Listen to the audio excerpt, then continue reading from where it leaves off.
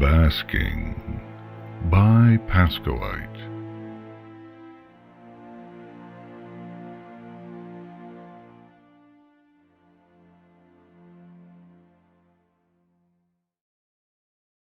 Celestia stumbled in from her balcony, collapsed onto her bed, and broke into a coughing fit. The evening light had waned, and the last traces of pink faded from the underside of the clouds. A large bank had settled in, which should help hold in a little of the day's heat on this early winter night. The sun down, another day finished, and none too soon. Her aching muscles protested even the small movement of holding a foreleg across her throbbing temples, and her forehead burned like a blacksmith's forge. Above her the ceiling swam and spun, the stylized sun painted up there with its 8 rays, or 12, maybe 15, she should know, emblazoned on her own skin, for goodness sake. Another bolt shot through her skull. She considered ringing one of her staff for a glass of water and some aspirin, but the feeling might pass. No need to waste her time on medicine when it'd go away on its own eventually. She hated to bother them after working hours, if she could avoid it. The poor ponies didn't need her summoning them away from their families. At least she'd remembered to douse the candles, but that piercing light from outside. The moon shone through the window, unguarded, and stabbed at the back of her eyes. Smiling in spite of herself, Celestia brought her magic to bear in spurts and managed to draw the drapes closed. They fluttered a little in the light breeze, and that frigid air felt delicious against her seething cheeks. Yes, the moon, on the clear eastern horizon. Luna had raised it from wherever she'd gone. Celestia couldn't remember where. Some place over the mountains or the ocean, or... Still she lay there, the clocks ticking her only company, minute after minute. Not even the night staff's usual muted sounds echoed in the stone passageways.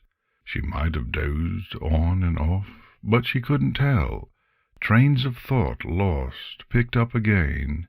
It certainly felt like hours. She peeked at the clock. Nearly 10. But when had she lowered the sun? At 8? No, 7. Maybe. Should she call for a glass of water and some aspirin? No, she didn't need to bother any pony. If only she could get her sheets arranged into perfect little swirls, it'd help funnel the time away. Send it on to February or something, when the air would be colder and the dragons would quit stomping around on the roof. She should outlaw roofs in the morning. Dark, a lovely rich dark, like chocolate, and a cool breeze flowed through the open doorway from the balcony. The moon gone. Was there a new moon tonight? She could have sworn she saw it earlier. Nice and dark. And the clock had just said 10. Why, 6 now. 6:90. Still 12 hours to sleep. She nestled onto her pillow, and her thoughts oozed like thick sap. She brushed sweat from her forehead. Dark and cool and soft. Aspirin? No, just sleep. The door and some pony talking? No, just sleep.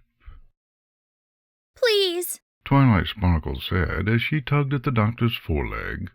can you tell me what's wrong with her? He opened his mouth part way, but his eyes diverted away, just a little. She knew that look.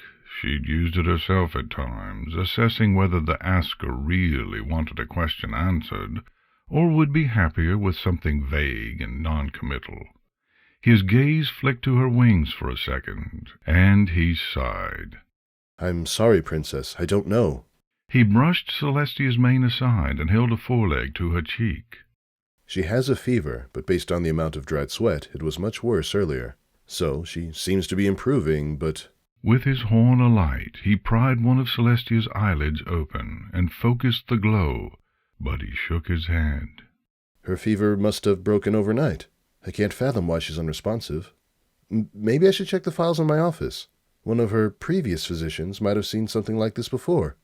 A faint tremble snaked its way along his neck. Twilight might not have noticed, except she had no other source of information at the moment. She had to read what he didn't say if she wanted a complete picture. But Princess Celestia? This sick? She'd seen a minor sniffle before, but nothing else. Really, she couldn't come up with a single time. Her mentor's own private physician, and Twilight had never even met him before, never set eyes on him. Princess Celestia simply didn't get sick.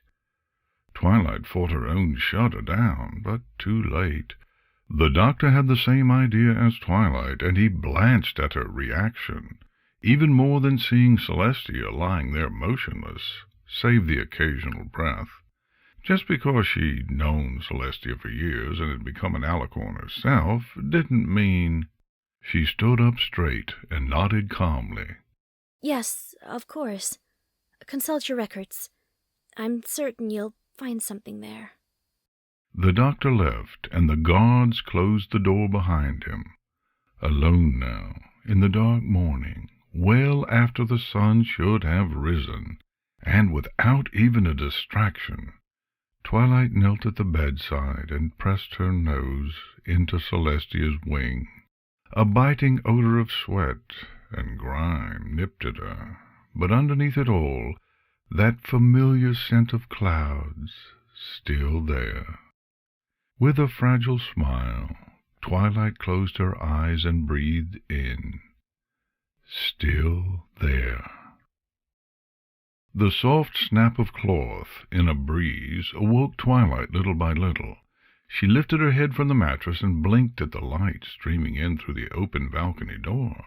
She searched for the sound and saw the drapes billowing from the windows also open. Twilight fought off a shiver. At least some pony had lit a cheery blaze in the fireplace to fight the winter air. But why let the cold wind in anyway? Wait, where was she? In Canterlot. She'd fallen asleep against the bed, and... The sun! The sun was up! Twilight jolted to her hooves and dashed toward the balcony, her heart quickening. But with the foggy shroud dissipating in her mind, she stopped at the threshold, and her face fell. Too many shadows, the wrong color of light. Not the sun, just an unusually bright full moon, low on the horizon. Celestia had made her bedchamber face that direction, so the moon would be the first thing she saw each morning. Celestia! Twilight whipped her head back around, and Celestia still lay there, perhaps breathing more steadily, but with a shiver. Twilight lit her horn and pulled the blanket over her mentor, then reached out to slide the nearest window closed. A metallic slither sounded from across the room. Curtain rings scraping along their rod, letting in more moonlight. She'd have to shut. Leave it open, please. A jolt ran up Twilight's spine, and she whirled toward the voice, to yell at it for startling her, to plead with it for help, to... Princess Luna? Slowly, Luna strutted in from the open balcony. At least Twilight had always thought of it as strutting. No, that wasn't right. Twilight had told her it might appear that way to those who didn't know her better. That pride, ingrained over the centuries, and yet another relic Twilight had tried to help her. With an angry snort, Twilight shook her head. She couldn't afford to get distracted right now. What's wrong with her? Please, I need your help. The doctor's gone to see if he has any old records of something like this, but he's never seen it himself before, and... Twilight Sparkle. Luna stated, more fact than greeting, though she did wear a curious grin. Celestia's sick. Please help me. Twilight grabbed her by the shoulders and shook her as much as she dared. I don't know what to do? She won't move. She won't wake up. Luna pulled her close and spoke softly in Twilight's ear. Calm yourself. My sister will be fine. I promise you. Twilight tried, she really did, but she trembled and she wiped away the tears that wouldn't stop. Some princess she was, falling apart in a crisis. Luna's steady gaze. Twilight willed herself to draw strength from it. An unsteady breath in through the nose, then out, and she nodded. What's wrong with her? And of course her voice cracked. Twilight stood as tall as she could. Merely an illness. Nothing that has not happened before. Still that curious grin. Twilight squinted at it. But the doctor said... Luna held up a hoof. The doctor knows what he needs to know. And her eyes wandered toward the balcony door. As will you. She added, her voice tapering, as if the words had fallen out unbidden. After a long minute of silence, Twilight glanced outside to see what had drawn Luna's attention. Just the full moon, but Luna stared right at it, where the shadowed form used to be. Luna pursed her lips and studied the patterns of the marble on the floor. Soon enough, she said, and then she perked up, a new spark in her eyes and her ears straining forward. Twilight Sparkle, do you trust me? As if she might see those words hovering in mid-air, Twilight stared at Luna's mouth. Her head nodded a little on its own, before she'd even registered it. No, not the time to be caught dumbstruck. She squeezed the fog from her mind. Yes, of course I do. Luna had come so far, and she'd earned Twilight's trust, without hesitation. Luna's smirk only grew. If you would accompany me outside, she said, corralling Twilight along with a wing. One last glance back at the bed, and the corners of Twilight's mouth twitched downward. I promise. Her jaw still hanging open, Twilight looked into those warm, icy eyes. She wasn't shaking any more. Together they walked out the door, into the wind and the full moonlight. But Twilight didn't feel cold. She only listened and watched as Luna closed her eyes and steadied herself. The sun is far overdue. It will make things easier if you assist me in raising it. You know how? Twilight asked. Well, Celestia could raise the moon, so... Yes, with considerably more effort than it requires of my sister, however. I can manage. If you do not wish to participate... One midnight-hued eyelid opened, just a slit, and a glint shone toward Twilight. Warm, nice and warm, out in the frosty air. I'd love to help. What do we do? How do you feel about Celestia? Twilight raised an eyebrow. She hadn't expected that. I admire her greatly. She's a wonderful teacher and friend. Something softened about Luna, but the smile. It had been almost playful, teasing before. Now it had the feel of feathery down to it, like one shining on a sleeping infant. Good. What do other ponies think of her? The same, I guess. Well, they don't know her as a teacher, but every pony respects her. Twilight let out a long breath. How was Luna doing this? Did she control the fabric of the night itself? It wrapped around Twilight like a blanket. She'd never known such peace. And the other way. How does my sister feel about her subjects? Twilight should have seen that question coming. She loves them, Twilight answered, and then a flash shot across her mind. She nearly gasped. as much as you do. Luna's previous tame smile broke free and danced across the entirety of her face. You are a quick learner. Do you remember the spark that you sought to achieve the elements that first time? Yes? Came the hasty reply. She knew better than to walk on eggshells, not with Luna. The princess had taken full ownership of that. Every pony tended to think of that day as a defeat. It wasn't. When every pony welcomed you home. Exactly. That took friendship. Related, but different. This particular task requires finding that kind of love, founded on respect. Princess for her citizens, child for his mother, commander for her unit, student for his teacher. Luna closed her eyes once more and lifted her chin to the horizon. Friend for friend works as well. You may implore that. Picture them all. Those who trust and support you. Those with whom you keep counsel. That word again, trust.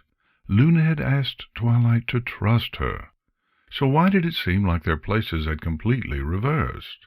Luna trusting Twilight with something, still a little nebulous. But that could wait. She did as was asked and shut her eyes, then imagined all the little connections fanning out like a spiderweb. All the ponies looking up to her for guidance during winter wrap-up and rushing off to their tasks, standing with her friends and listening to Mrs. Cake for instructions on setting up the Foals Carnival, collaborating with Mayor Mare on collecting coats and hats for needy families, attending the birthday party that the whole town had helped Pinkie Pie throw for her. All those ponies, everywhere across Equestria, many whom she didn't even know, but they all shared ties in some way or another.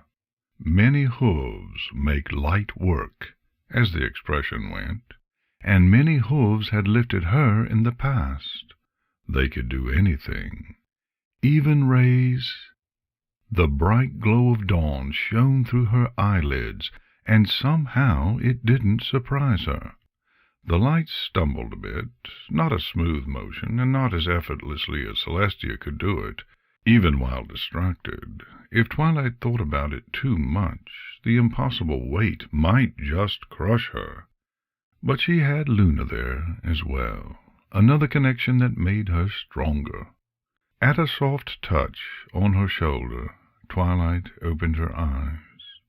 I gather my sister has never shown you that before. Twilight shook her head.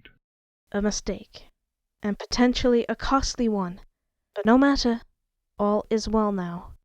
Twilight let the warm light bathe her face, the same warmth she felt from her friends. Her heartbeat soon picked up again, though. She still had bigger problems to solve. What about... Good morning. Afternoon. Princess Celestia! Twilight rushed over and practically flung herself at her mentor. Celestia absorbed the barrage of hugs and even returned one of her own, but she did wobble on her hooves, and she didn't move with her usual fluid grace. You had me so worried. Luna chuckled at the display and nodded a greeting to her sister. As I said, Twilight, just a minor illness. But why didn't the doctor know, and... Twilight spun back to face Luna. How did you know, and... I merely saw that the sun had not risen on time. I would have caught it much earlier, but I was away on a diplomatic mission. Luna said, her silk-smooth voice drawing that same peace around Twilight, even in the absence of darkness. Normally, I would have found out long before any pony else noticed the delay. Twilight's eyebrows knit together. This has happened before? Luna glanced toward Celestia, who nodded slowly at her. Rarely, but yes. The last time she needed my help was before my exile. If one of us became ill, the other would assume her duties temporarily. We are both excellent timekeepers. Celestia added, a hint of yawn remaining in her voice. She stretched her wings out and basked in the sun's full radiance, which chased that awful pallid gray from her coat and restored her brilliant white. Just a few minutes late, and the other would know. Our unspoken agreement. The wrinkles on Twilight's forehead only deepened. What did you do during Luna's exile? If she could have done so unseen, Twilight would have pinched herself for that hesitation. The more she acted uncomfortable about it, the more Luna would as well. I simply didn't have the luxury of becoming ill. Celestia said with a faint shrug.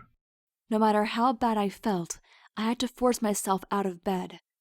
It might prolong the sickness for a while, but nothing too serious. An extra day of misery every few decades won't hurt me. Twilight set her jaw. They weren't telling her something. You were unresponsive, practically comatose, and now you barely look weak. Straining her wings out as far as they would go, Celestia breathed in the sunbeams. She shares a symbolic relationship with the sun, Luna said. That made sense, but when Twilight looked up at her, an intense stare greeted her. She moves it, and in turn it energizes her. If something keeps her from raising it, then... Twilight's eyes widened. Really? A flurry of thoughts tumbled through her mind, all the possibilities and conclusions that the revelation implied. One in particular teased at her, and, if she was right, Luna had spoken of trust, and she had invested quite a bit of it in Twilight this morning. The same with my sister and the moon. Celestia said into the air, her nose still pointed skyward. You can see how this would be dangerous knowledge. But you sent her to the moon. Wouldn't that strengthen her? Princess Luna, yes. Not Nightmare Moon. No words. Twilight glanced back and forth between the sisters, but she couldn't bring herself to say it. Not entirely an exile, then. Ponies deserved to know that. Luna deserved to have ponies know that, except that it also led down the trail to where Twilight now stood. Then the words came. So, when Nightmare Moon wanted eternal night... It would have rendered my sister virtually powerless. Luna finished. Her ears didn't droop, she didn't hang her head, and she didn't avert her gaze. No joy or malice, just a fact, but a rather monumental one. Yes, this could be dangerous knowledge. Twilight nuzzled Luna. She would have sidled up to Celestia as well, but she hated to interrupt her basking and that blissful smile. Thank you for trusting me with that. Luna bent her neck down and curled her wings around to hug Twilight. She never did that. Thank you for earning it, Luna answered. Without another word, Luna spread her wings, and Twilight followed suit, all soaking up the sun together. One, because she needed it, and the other two because they needed her. Twilight squeezed her eyes shut and felt the warmth from the sun, from the two mares next to her, and from all the ponies she encountered day after day, just like Luna had shown her. A large grin dawned over Twilight's face. She could get used to this.